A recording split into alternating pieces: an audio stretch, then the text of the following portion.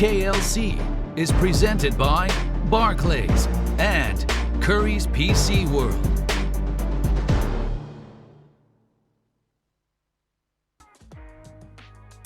Welcome back, ladies and gentlemen, to the UKLC. We've got London Esports versus MNM Academy coming your way. MNM currently top of the table. Definitely the on-form team to keep our eyes on. London have got, I think, a lot of work to do just because of the fact that they had so much hype around them. But it just feels like they've kind of fallen off a little bit. This will be a big win for them, though, if they can pick it up versus MNM. But MNM are definitely the on-form team right now. Yeah, and obviously the win yesterday for MNM was a little bit due to the fact that Demise had a sub, but I don't think we can take away from the way MNM's playing at the moment. Harry has been a massive carry for the team, really stepping up, and even regarding that, the other members of the team have been facilitating him. Vango has been really good in the later stages. Gudonica, who I criticized in early weeks, has been looking a lot better. And on the other side with London, it's just inconsistency. I feel like Warden, some games looks good, some games looks atrocious. I think Golden God and Raisins keep picking these bot lanes where they play Senna and an Enchanter, and I really dislike it because Raisins has been so good on champions like Nautilus. Enable him. Let him play a champion where he can actually do something on the map.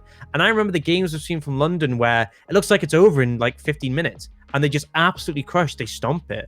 And I'm like, why aren't we seeing that London? Why are they leaning towards inactivity for their support, allowing Warden to be challenged in the jungle and not be that sort of defining player where he makes the impact? And just a lot of question marks. I feel like it's clear that London haven't fully worked out where they want their identity to be, and it has caused them to start slipping and giving up wins when coming into the tournament. A lot of people had them pegged as #1 based on their roster alone. Yeah, I think, look, Beartree, I do believe to be, outside of Rifty, one of the best top laners in our entire tournament. I think Warden has got a lot of promise from the jungle. Wasn't so keen on his Kindred, if I'm completely honest with you, but I think in general, he's one of the better junglers that we have. Chimera speaks for himself, the Scottish god, and Golden God and Raisins are an incredibly powerful bot lane. With Raisins' experience in that bot lane, you'd feel like they have a huge amount of ability to take on all comers realistically. But it just hasn't felt like I've seen that click. And I agree. Like when I think of Raisins, do you know the you know what I always say, like I associate champions with people in the UK scene. If I say Raisins to you, what champion do you think of with Raisins? I mean, in recent history, it's been the Nautilus, but typically things like the Thresh. Like I prefer seeing Raisins on a playmaker. I prefer seeing him with something where he does something. You stick him on Karma, you stick him on Soraka, and you're essentially just saying we should go to sleep and the game's just going to be a snooze fest. I think that, you know, just in terms of like legacy, I think of Alistair. Like I just think of Raisins and Alistair. But it's the same style, right? Thresh, Nautilus, it's a playmaking, a decisive champion that calls the shots and forces the engages. And that's what I've always seen Raisins as. He's got that kind of ability to just pick the right moment to force a fight. So I haven't been so keen to see him on the Enchanters, but we know that he's got an incredible breadth of ability to him, so it's not something that he can't do. And obviously looking over at MNM, like you said, there are names on there that you probably would have never have heard of. Aragon, likely Aragon and Vango are the two guys that you would have seen the majority of before this roster came together. But Harry, Dreampire, and Gudonica, they are not as well known, but they seem to have clicked as a squad. And Harry, for me, has been probably the rookie of the split so far, just in terms of his own performances. Look, we're going to go to a quick break. When we're back, we'll dive into champion select for this team, and we'll see which of them can take the win.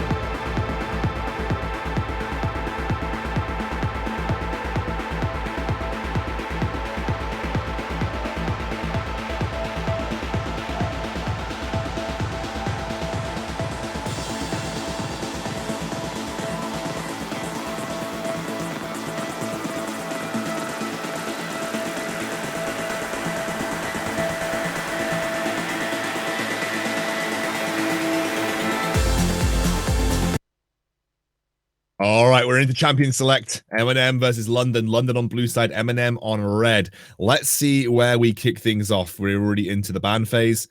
No bans on the table just yet being thought of for our first of the game.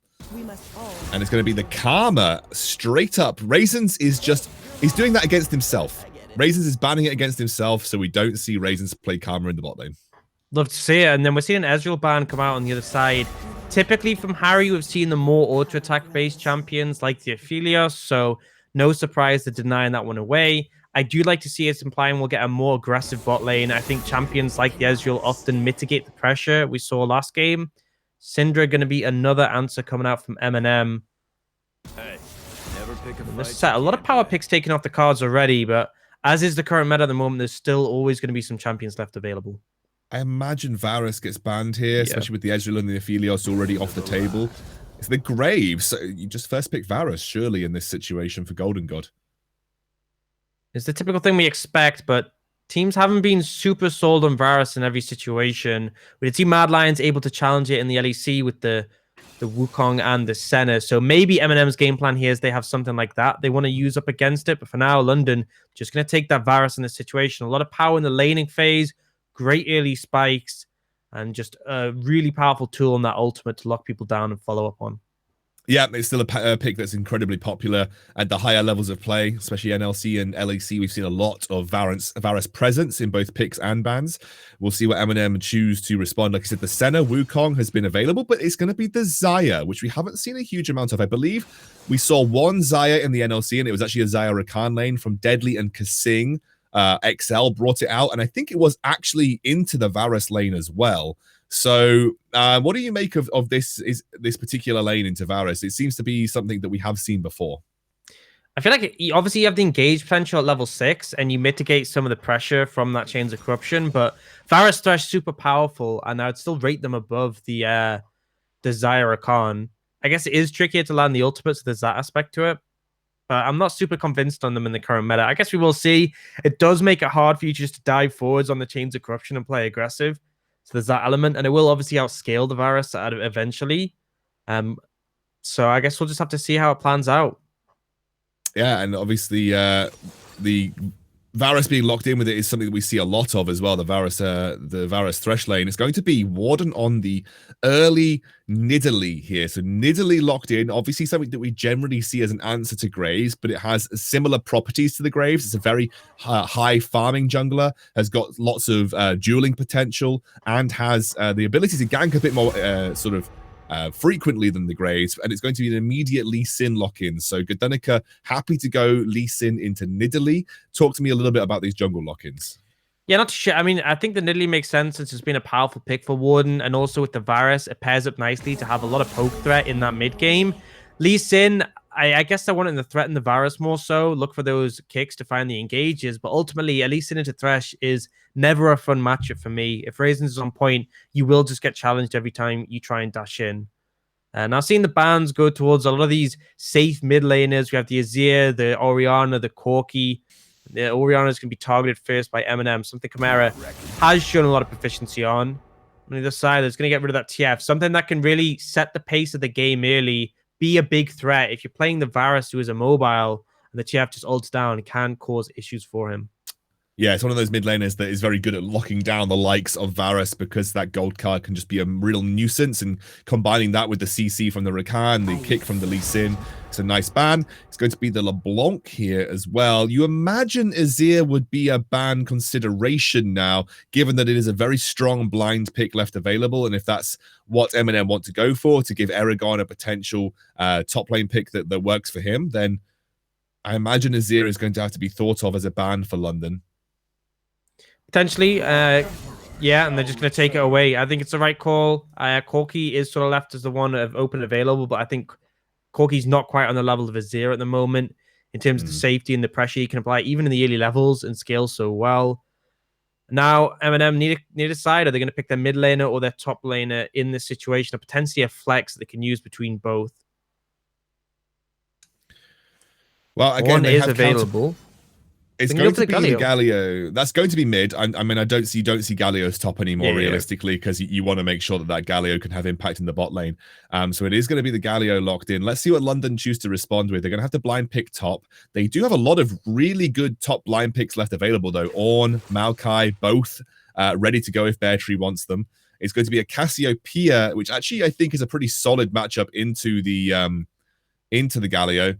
We'll see what the final lock-in is going to be for London. I would imagine Ornn to me just has got a lot of good matchups in the top side of the map. It's got great engage, and that's the one thing that I would say London are lacking. They don't have any real form of solid engage.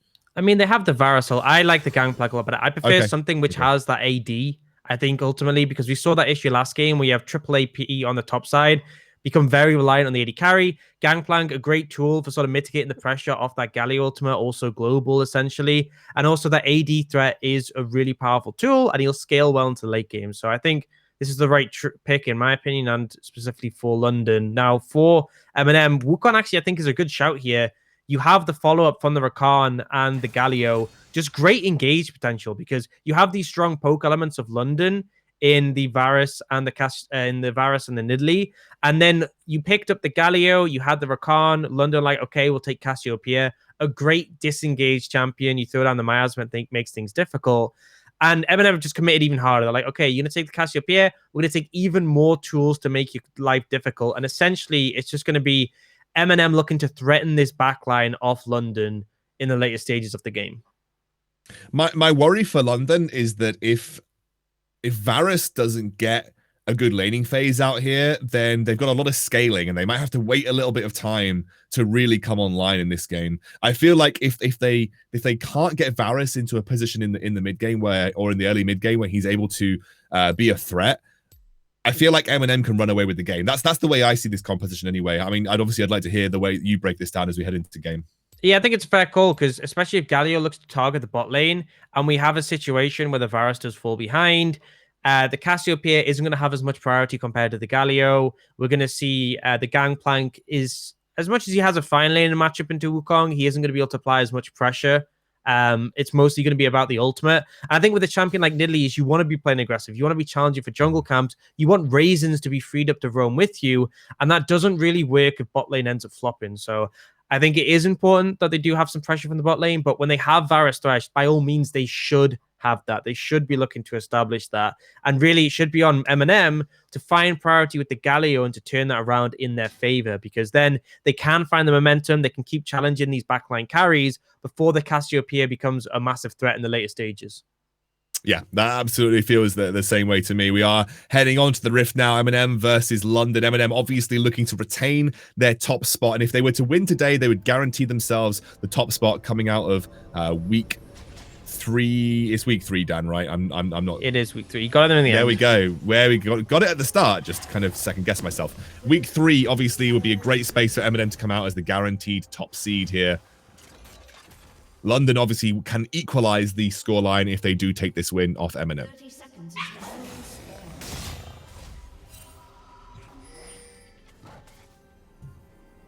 It's a pretty chill early game. No crazy aggressive pushes for Vision here. You could just see that Warden threw a spear in and managed to catch out someone. I believe it was Vango. Just forces him back. He actually takes an early back as well.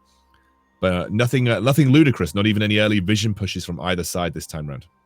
Yeah, I don't think the level 1s were as convincing as in the previous game. We saw a lot of power there. Here, essentially information, something you do want to fish for a little bit, but other than that, you're kind of just happy to take it chill.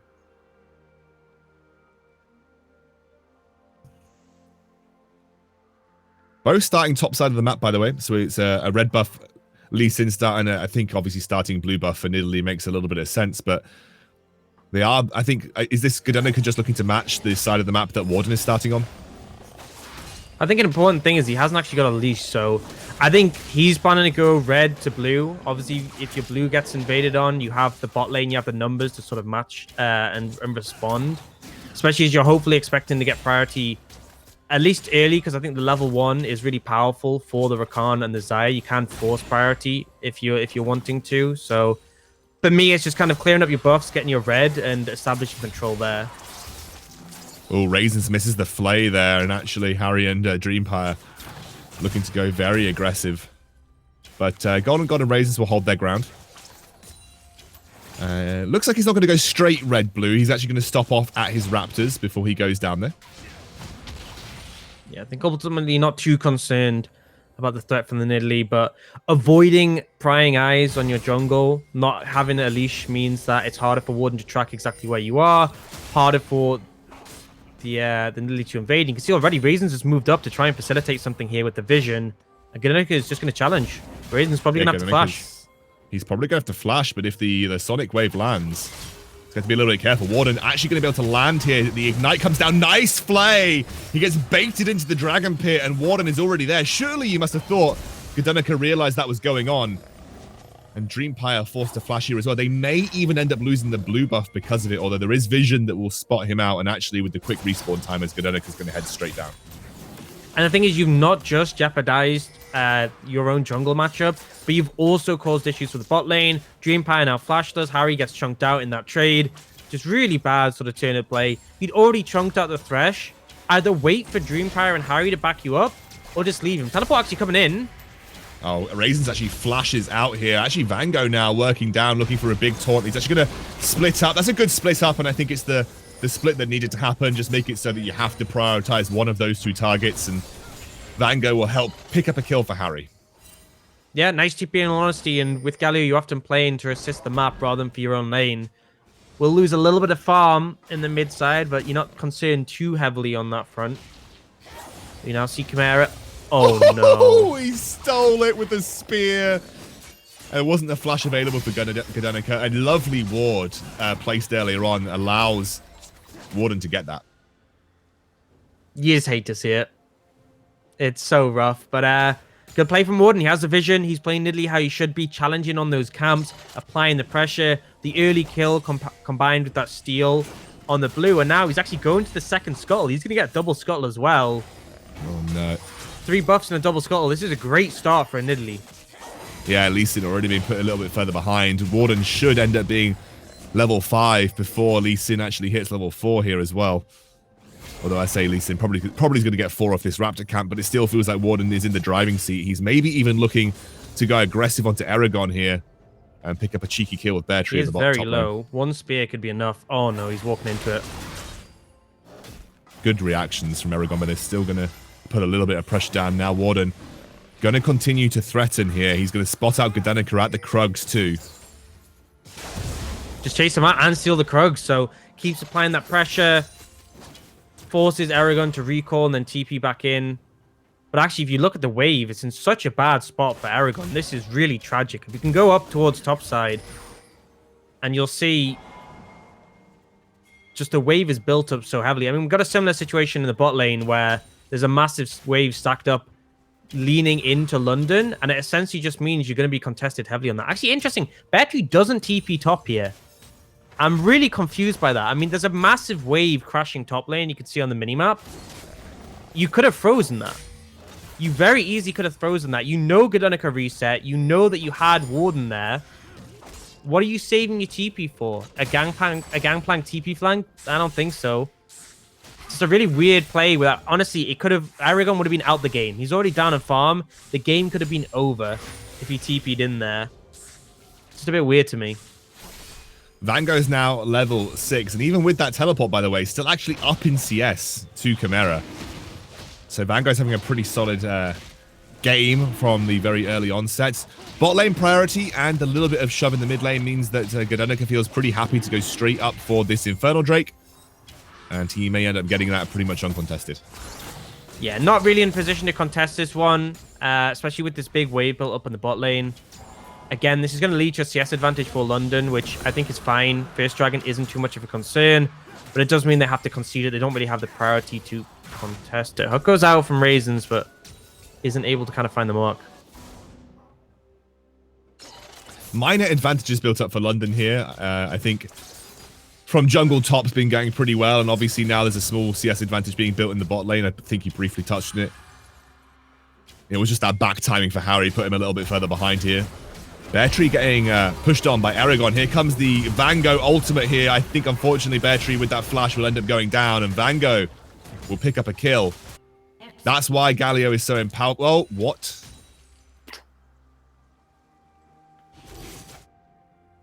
Was that Broken Shard? I don't think... Was it red or was it Raptors? It was red. I think it was red. Yeah. Wow. Pulled the Broken Shard. Pulled a Broken Shard. I feel like we should just stop calling it the Broken Shard. That was so long ago now. And yet we still have to remind him of it every single time. I'm sure he's going to thank you for that on Twitter. Probably. You know, you can make 100 good players, but you died of red buff one time, and that's what gets named after you. It's like Xmithy, you know. Xmithy can make like obviously one of the more skilled and I guess stories junglers in North America. But if you miss a Sejuani ultimate, everyone calls it the Xmithy. Well, it wasn't one Sejuani ultimate, but yeah, it was a few bad ones over the game. Hopefully that's the last time Gudanika dies to our camp this game. Obviously, maybe unfortunate in his to professional see. career. You'd hope, but I'm not holding my breath. Happens sometimes, you know. Jungle camps hit. They do damage. I guess that's the point of them. Happens to the best of us, to be honest with you.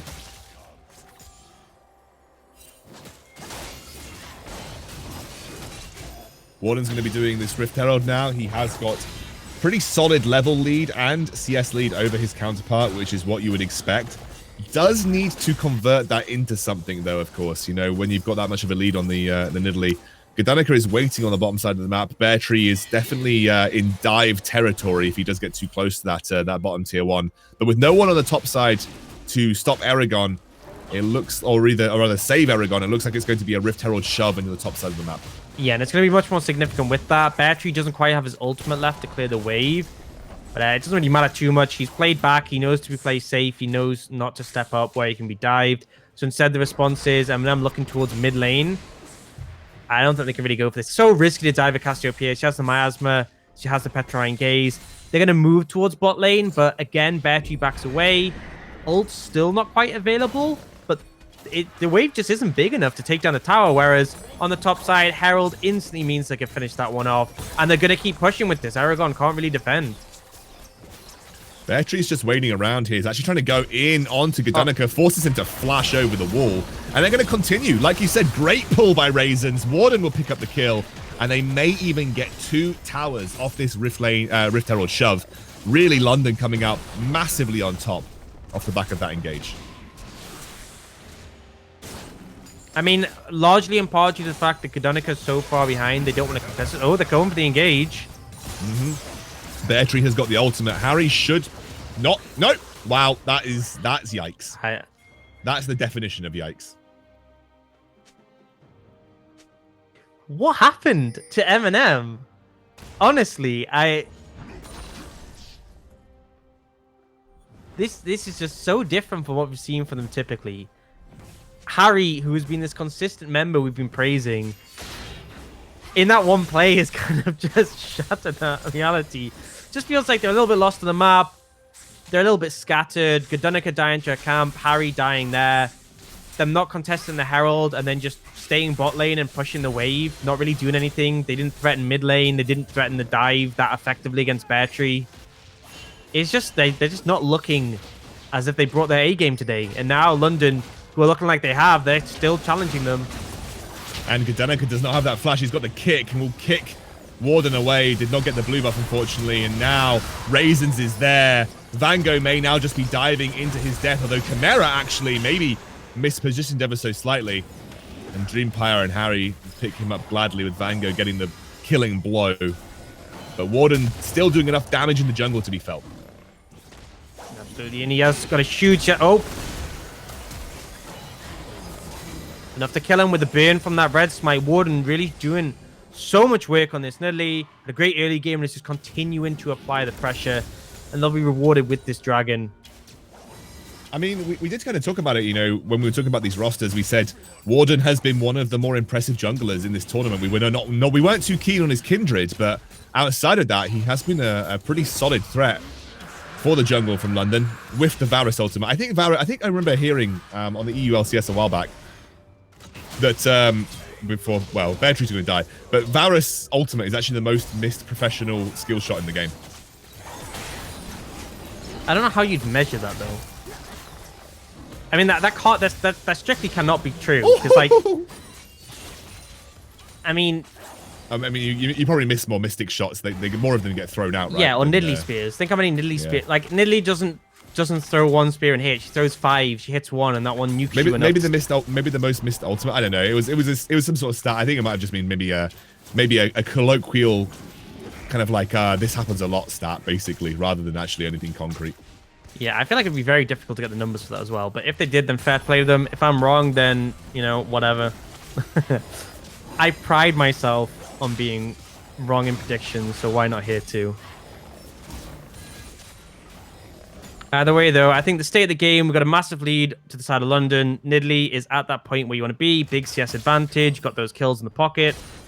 You're seeing an item lead for Golden God over Harry, as you'd expect from the lethality virus, so it's cheaper spikes. And Cassiopeia, yes, is behind compared to Vango, but it doesn't really matter. Cassiopeia will just look to scale up in this game. Still waiting to hit his first item, but realistically, it's Warden doing all of the work. He's gone for the Rod of Ages as well, so he's going to be tanky and scaling up nicely towards the mid game. Varus has got his first item, working towards his second. That's one of the benefits of having a Varus on the team. He has very cheap item spikes to work with, and they've picked up their first dragon. It's going to be Ocean Soul.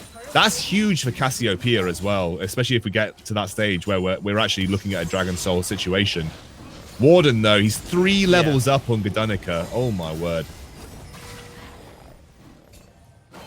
I think it's just huge for either team. I just think the raw power of an Ocean Soul is such a massive factor. For either team, it's going to be a big thing. But particularly, as you said, the mana pool for Cassiopeia, the sustain in a siege when you're playing the Varus and the Nidalee, just huge in these scenarios. Chimera is now committed to a side lane split push, just looking to push those waves in, as is Bear Tree. Do we think that London commit to the 1-3-1 from this situation? Just at least until they siege that mid lane tier 1 down? I mean, I think it's fine. You just look to farm up in this situation. There's no huge pressure on London to snowball the game. They have these big scaling elements they're happy with. The Wukong's not enjoying being against the Cassiopeia because anytime you try and engage is a massive risk. And Warden can just float between in these scenarios. They do want to take down this bot lane tower. I will say that has kind of slowed them down, having tier 1 mid and tier 1 bot open. But looks like they're getting some solid damage on the mid tower right now. And Aragon will be forced away here. So finally, London starting to find a little bit of headway on these tier 1 towers. Warden going to be a little bit greedy here with Aragon still in the picture. But he will just dive over the wall, get out of range of that tier 1 and back off towards Chimera. And as you said, though, with all of that going on, Golden God and Raisins just able to push that mid lane tier 1 down for free. Although you say lovely flay from Vango, trying to go in onto Golden God, who's forced to flash away. He will escape with his life for the time being. Although nice flashing, great charm coming out from Dreampire. The flay is nice as well. And Vango should be able to pick up 2 kills, though Warden coming through. This is the guy who's really been carrying for the most part, but he can't 1v4. Beautiful. The shutdown comes through from Harry. Yeah, really nice. Double kill from somewhere. Yeah, he got that spear right at the end. That was really nice from Warden to bring it together. But overall, great play for MNM. They got the shutdown on the Nidalee. Huge amount of gold into Harry's pocket. They got a good capitalization on Golden God and Raisins just being a little bit over-aggressive. Sure, you managed to get that tier 1 tower. That's fine. But Warden had to back away bot lane. You knew they were giving up pressure. You needed to respect that and disengage. They didn't. They get punished. So MNM still showing some life. Yes, they're down in gold. But they got a big influx onto Harry there, despite the fact Warden still managed to answer with 2. Yeah, Harry was massively behind in levels as well. So any extra gold that he's going to get right now is going to be huge. That's Zaya Rakan. I think Dreampire has been having a great game, but they didn't get a huge amount out of the laning phase there. A lot of the pressure from London has come from Warden's ability. Like, even with that tier 1 still up in the mid lane, Warden has just been creating pressure by entering into the blue and red side jungle from London and putting pressure behind the turrets. They're going to lose the bot lane tier 1 for free. Unsure why. I mean, Aragon maybe just wasn't able to get there in time, I think. Yeah, I think resetting from the previous objective, not in position to catch things. It's not too much of an issue. You do see Nidalee just soloing out the Herald there, and the rest of the team kind of trying to lean towards the Dragon and show presence for it. But I think as soon as they see the Herald go down, MNM just going to start it. They know Nidalee's not there yet. They might try and rush it down. This could end up being a team fight situation. Gold heavily in favor of London. TP's coming in. TP is coming in. Rest of London have not yet got into position. This might be a little bit scary for them, as that's a huge taunt from Vango. Already they take down Golden God. Chimera kiting backwards, doing what he can. Warden jumps in, but straight into the Cyclone, and he gets taken so low, forced to flash over the wall. And MNM get another successful team fight. And it's something we talked about, the engaged potential of MNM, the tools they have to threaten the backline. Golden God didn't even have a chance to get his ultimate ability off. We saw Vango flying straight in off the TP, and the follow-up is there. We have the Wukong, we have the Galio, we have the Rakan, and your immobile carries are forfeit. So really nice execution from MNM, despite the goal discrepancy, still feeling confident to go for it. Now Bear Tree, who's been mostly quiet this game, gets locked up. Vango has been an absolute force.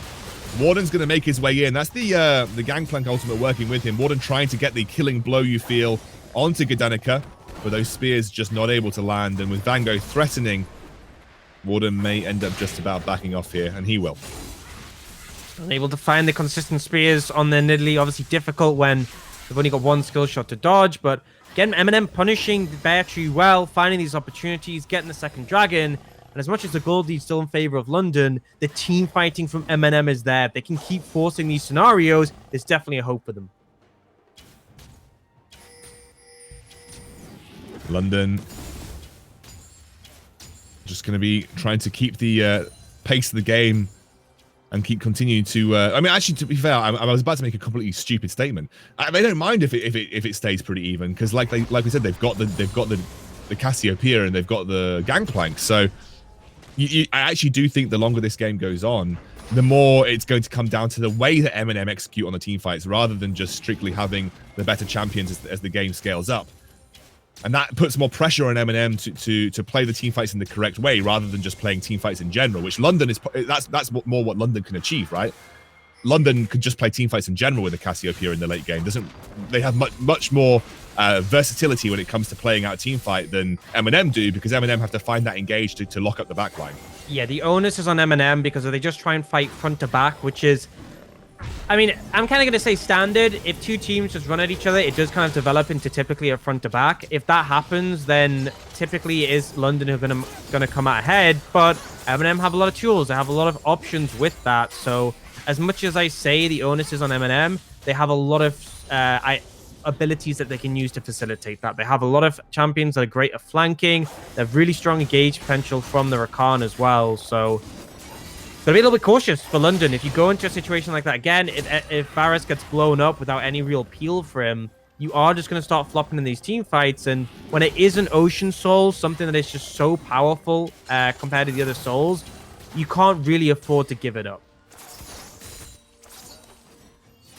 Ocean Soul seems so long away though, Dan, because we've got 2 to 1 dragons apiece. You know, if London end up getting this next dragon, and they feel like they're in a situation where that could be the case, if London get this next dragon, we're still another 2 dragons at least away from seeing the soul on the table. Sure, but if MNM get that next dragon, then suddenly the pace is on. And speaking of the pace, we've seen a TP from Aragon. They're looking for Golden God again. Yeah, Golden God going to be the immediate target. He's going to flash away. Aragon goes in. That's going to be a nice knock-up. I think a bit overkill with the Vango ultimate, but it's just Avengers assemble. They just all come in. Just ruin his day. You know, Golden God was having a nice, quiet game, and you guys had to just do that to him. And he goes down, but it's exactly what MNM need to be looking to do. As you said, maybe a little bit excessive, but this gives them control in the mid lane. They've taken out the Varus. They can shove up. They can establish control and set up for that next dragon. As you said, if London get that one, it's 2 apiece. But if MNM do, that threat is there. They'll be on soul point, and it makes the other team really concerned, because one missed smite on a later dragon could be a problem. Well, they don't actually set up for it because of the Rift Herald drop on the top side of the map. MNM weren't able to establish vision control of that river area, and now London are going to be the team that's able to do that. They've got everybody in position, and Golden God has respawned, so he will be able to join the rest of his team here. Now London have the kind of the directive when it comes to this next dragon. MNM were not able to convert that kill into anything tangible realistically. And I think the big factor was the side waves. There was a big wave top with a Herald. There was a big wave bot. MNM had to reset and answer those waves before they could really contest mid. And that gave a window towards London. And now we're looking at a situation where you have no Well, actually, Cyclone's coming up pretty soon, but the quickness is still quite a while away, so limited on your tools in terms of this engage. Vango is looking for an engage onto Golden God again. He does pop the ultimate here. Or rather, sorry, pops the Zhonya's. And that was just the stopwatch as well. Look so at he's not Harry's going to have access to HP. that. And Harry's already pretty low. He's been taking a huge amount of poke from both Warden and Golden God. And Harry not in a great spot right now. And this is a great scenario for London. When you have control of the area, you have vision advantage, and the enemy team has to face check. And whenever they're pushing into your vision, you just lob out a skill shot. It's so much harder to dodge when you don't see it coming. Gudunika's now chunked. Harry's now chunked. They just need to keep doing this until they feel strong enough to go for the dragon. And I think they've hit that mark with the jungler and the AD carry already so low. Gudunika's actually just burnt flash here. They're going to get a pull onto Aragon, who dives away. The box not actually converted as Raisins went for the flash engage, but it did enough to ward MNM away from this dragon, and now we are 2 dragons apiece. And you got to make the question, that overcommit you were talking about in the mid lane, was it worth it? Absolutely not. They didn't get what they wanted out of that. They overcommit onto a play where they don't have the lanes in the right position in terms of wave management, and it's just a little bit either too early or too late for the next dragon. You do that play a minute earlier, and then you have time to reset and be there for the dragon. You do that play a minute later, and the dragon's right there for the taking. So just a little bit off in both regards there for MNM, and London able to equalize in the dragons. And as you said, that stores the soul out for at least another 9 minutes from now. That definitely puts it into the back of your mind a little bit in terms of when this objective is going to be an issue. It's the 1-3-1 coming out from London again. Once more, they are happy to let this game stagnate and chill, because the more gold they can funnel onto their Gangplank and their Cassiopeia, the happier they are with the situation. Lots of collapse in the mid lane. I think this is the right move from MNM. Like, they have the right ideas here, trying to punish this 1-3-1 with their excellent engage tools, and Gudunika on the side lanes just dodges out from a hook there, and actually that was good presence of mind from London to be able to bounce back from that. And they just know it's so hard for MNM to step up. Lots of damage. That was a lot of damage. So hard for MNM to step up and threaten these dives in the mid lane. They have a Thresh, Cassiopeia, Varus under tower. It's not going to happen. It is not going to happen. Not without massive casualties. And over time, it's going to become more and more difficult for these side laners off MNM to survive. The Gangplank will outscale the Wukong, and the Cassiopeia outscales the Galio as well. If they're not joining up in team fights, they're just not going to have a fun time here. Vango waiting on the sidelines for Chimera, but Chimera not going to get too close to him. I think Vango just looking for an opportunity to link up with Gudunnika. Chimera actually overextending quite a significant amount. He's surely going to die here with Vango just waiting in the sidelines, ready to spring the trap. And he'll get a quick taunt here. Chimera tries to bounce away with the cleanse. He flashes with the ultimate. I don't know how much that Gangplank will do, though, as now Warden is going to be forced to die away. Dreampire going Great in. lantern. Oh, beautiful lantern to get Warden out of that situation. And unfortunately, it's not enough. The Aragon's found a flank coming in. Cyclone there. That's a beautiful hook, though, to just delay things going on. Bear Tree now joining the fight. The ultimate has already been used. Now Golden God forced to flash away. Lots of damage already thrown down onto the M&M roster. And those arrows are starting to chunk out. This might be enough to stop a potential Baron as well. And obviously versus a very healthy Golden God and Warden, you wouldn't want to make that happen regardless. And London able to bounce back every time they lose a member. They're still doing a significant amount of damage. Yeah, just some really nice mechanical plays there, honestly. The Lantern just in time, and then some beautiful things like Raisin's just so good in that encounter. Because Aragon came in, and I was literally like, okay, well, Golden God's dead, I guess. But beautiful hook just to disrupt him. Aragon doesn't even get a chance to get off that Cyclone. So just really nice play all around from London to dissuade what could have been a really bad situation for them. Now it's just negated again. It's a situation where MNM, they find a pick. What comes from it? Nothing. Literally nothing. Next dragon coming up in 1 minute 30. Imagine a triple ocean dragon, Ocean Soul. Whichever team gets that, it's going to feel very happy. Probably a game sealer right there if that happens too. And I think, again, London happy just continue the 1-3-1 split push pressure. Chimera has been quiet this game, but he hasn't really had any need to do anything. It's really just been honestly, the Warden show for the majority of this game. But that's been enough to get London through the early game. We did say that if MNM weren't able to snowball this game, if MNM weren't able to maybe take advantage of the roaming power of Vango, and although Vango, he's been involved in almost every single kill, like you said, those kills have been sporadic and isolated, and they have not been converted into anything tangible or meaningful for MNM's win conditions. And I think that's what's going to potentially hold them back here. I think they might have given too much to London, too much leeway, too much time, and they haven't generated a significant enough gold lead of their own, let alone a gold lead at all. But there is still that hope that in the team fight, you find the right engage, you can have a potential opportunity. I think the problem is they're feeling concerned about these scaling elements. They're scared of the Cassiopeia, they're scared of the Gangplank, so they keep forcing when they shouldn't, but now they are looking. Raisin's forced a flash immediately. Aragon's found a flank position. That's a beautiful ultimate from Varus, though. It really split the team fight up, and now Aragon goes for a desperation cyclone, combos it into the Galio, but it's just not good enough. Beartree finds the first kill. Godanica almost out of the fight already as Warden being focused down. Golden God not going down before he takes a kill. That'll be his second here, and now Warden chasing Harry on the side lanes. Beautiful play from MNM, and they will be able to get to the Baron surely off the back of this with Cassiopeia still alive. And there it is. The onus is on MNM to find the engages, and they are struggling to do so. No flank in that situation. They just run straight out London. And once again, Raisins, really nice stopwatch there just to keep himself alive. And then it was a great position from Warden in that fight. Chimera and Golden God stood back and just dished out damage, and Warden was playing the flanks. I think Harry got maybe 1 or 2 auto attacks off at the very end onto Warden, but other than that, did basically nothing that entire fight. So just great play from London there, not allowing the engage to come in from MNM, and it's starting to get to the point where I think maybe it's just too late. I really felt like the most influential thing there was the ultimate from Golden God.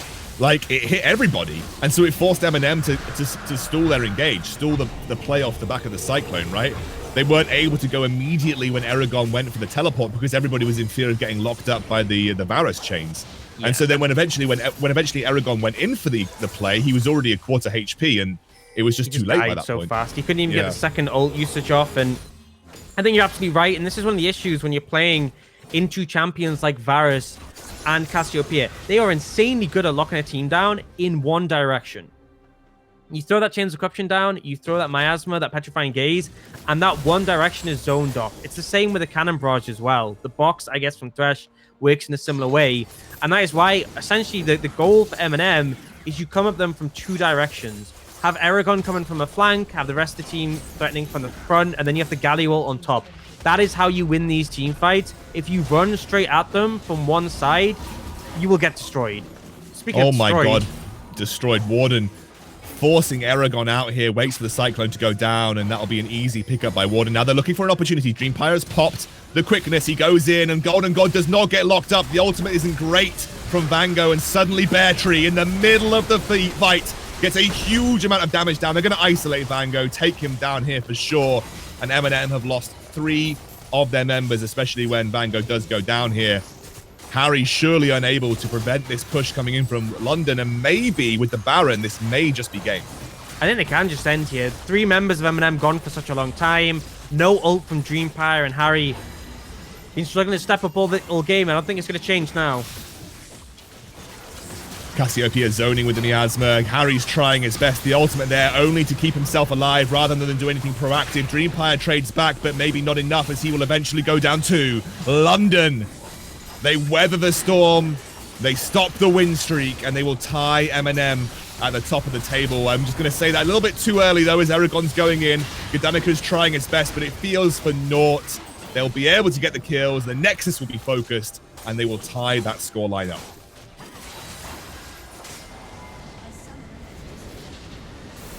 There's some great play coming out from London. I think Warden was on form. We saw a rough game from him yesterday, and today he just looked really on point, challenging in the jungle. Raisins on Thresh. Just do this forever, for the rest of time. Only put Raisins on these champions because he just put in a show that game. Absolutely deserving of the win in that scenario. And I think the whole team was really firing on all cylinders. And it wasn't like MNM were playing badly. I think, yes, they were making some mistakes. They were trying to overforce. I do think that their draft definitely could have been better because I think they had very finite windows to play on.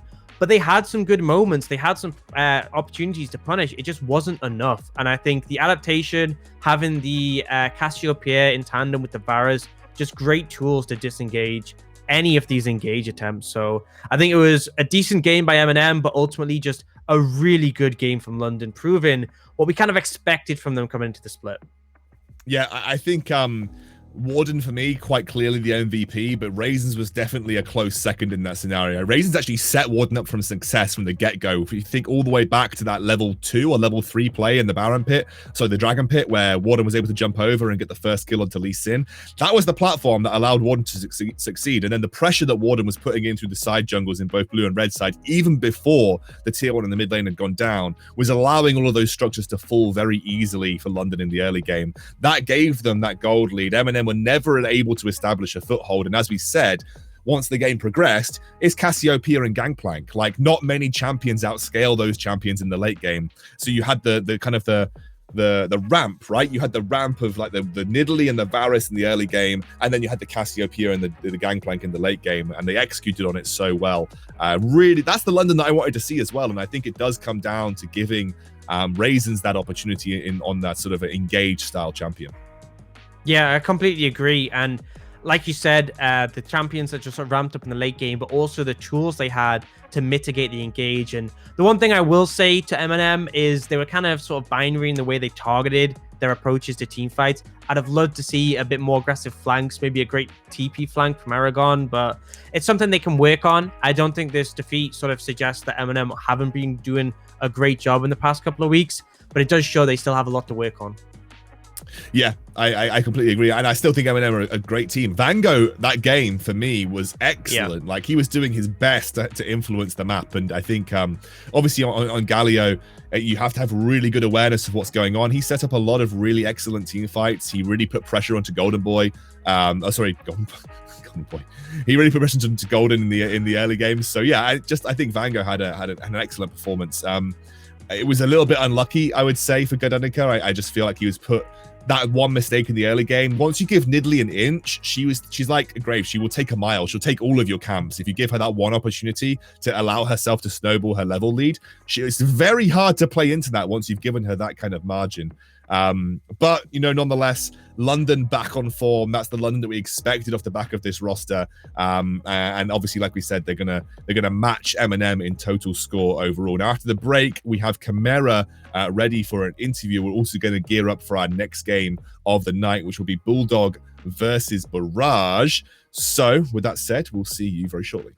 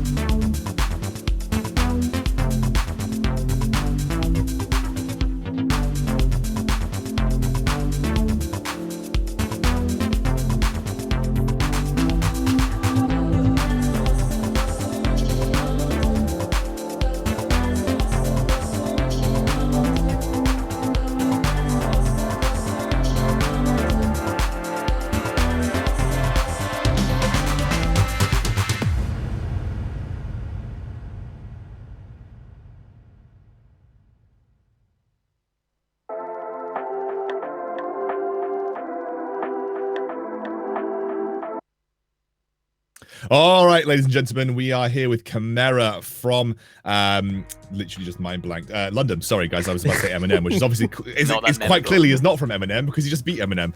Chimera, good to talk to you again, mate. It was a good game. I know you were just saying in the break that you kind of didn't know what was going on half the game, but obviously Warden and Raisins really smurfed. Talk to us a little bit about that from the draft onwards. Like, did you guys feel confident just coming out of draft that you were in a good spot? Yeah, I mean, first of all, we called them out on their Caitlyn ban. They've been piping up on Twitter the whole week about how you should ban Caitlyn, and everyone's been banning Caitlyn, so we didn't ban it. And what did they pick? They picked Xayah and had no impact. So we felt pretty confident going to draft. We had a pretty strong prio bot lane. We had a really strong scaling weak side top, and as long as we didn't get hard flanked or mess up in the late game, then we were pretty confident we were just going to win with the Casio and GP insurance. Yeah, I mean, it came true, so fair play to you. I feel like for London, over the course of the split, it's been a bit hit or miss. There's been some days you look like by far the best team in the league, and some days don't look like you deserve to be in the league. Yeah. Why do you think that's been the case for you guys? Like, it's quite easy to scapegoat it and say it's on our drafts. Yesterday we had a really, in my opinion, poor draft because we're drafting no real prio lanes with a Kindred jungle who kind of needs prio lanes and to be able to like do her thing. But I think it really comes down to the Weetabix. Warden has his Weetabix in the morning and it's night and day, but he clearly didn't have it yesterday. So I don't know. It's weird. We should do a study on that. Yeah. But they really, like, everyone stepped up today. I feel like I didn't have a particularly good game. And Raisins and Warden in particular were just taking over the game, and GP Tim was just stellar as always. Talk to me a little bit about, because me and Orcs have been discussing this a lot. You know, when we see Raisins on champions that are like Thresh, like Nautilus, a bit more proactivity where he's got more agency to start fights and do sort of have more individual impact. That's the Raisins that I'm used to seeing, where he has that experience to make the calls and make it happen. When we see him on like the Karma and the Enchanters, he hasn't looked quite as solid. What was the theory behind putting Raisins on those bot lanes? Is it something that's been working out well for you in scrims, or is it just something that you felt fit those drafts at the time? You know, for instance, I think you played like the Senna Karma, for instance, one lane, and also the Soraka Senna as well. Like, what was the theory behind those lanes for your bot?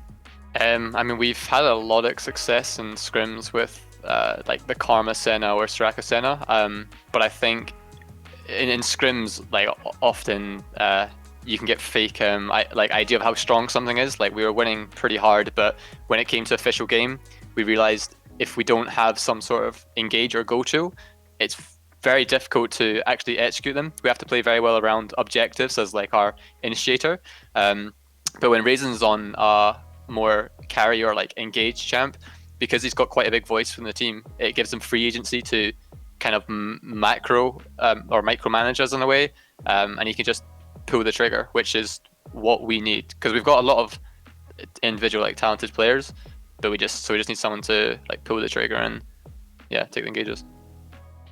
Makes sense. I was gonna ask, so a lot of mid laners in the league have really been stepping up recently. I think BB Muffins looked particularly good in his game yesterday. I think overall Divas looked really solid. Is there any mid laners you're hoping to sort of get your matchup into and think they're looking really on form? Yeah, I actually think Vango is a lot better than I thought. I thought the matchup would go a bit different, but he kind of exploited me this game. And I think there was times where we probably disrespected like Galio missing. He abused the windows, and I think he almost just 1v9 the game himself. So big props to Vango. I think D.Va is also pretty good. And obviously Muffin had been telling everyone that he's been destroying these scrims, destroying me in 1v1s, and then he picks Ludu into Nivea, goes down 2 levels on 120 CS. So I would quite like to play against Muffin at some point when he actually plays mid lane. So I'm looking forward to a rematch there. I think he's pretty good. Oh, it's gonna be funny. But Muffin's a great personality. He's so fun to have on the broadcast. Chimera, great to hear from you, mate. Good to see London back on form as well, and I'm sure again we'll get to see you in the further weeks. Guys, we are going to be heading into our third match of the day. After the break, we'll be gearing up for Bulldog versus Barrage. We'll see you soon.